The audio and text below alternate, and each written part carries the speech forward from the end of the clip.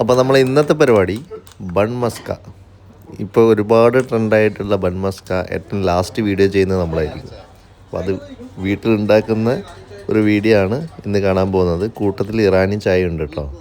Bun മസ്കയിലെ main സാധനം ബട്ടറും ഈ കണ്ടൻസ്ഡ് മിൽക്കുമാണ്.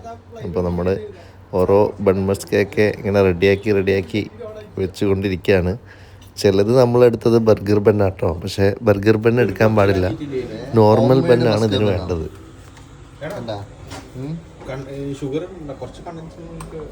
ഇവിടെ ഇറാനി ചായ തിളച്ചുകൊണ്ടിരിക്കുന്നത്.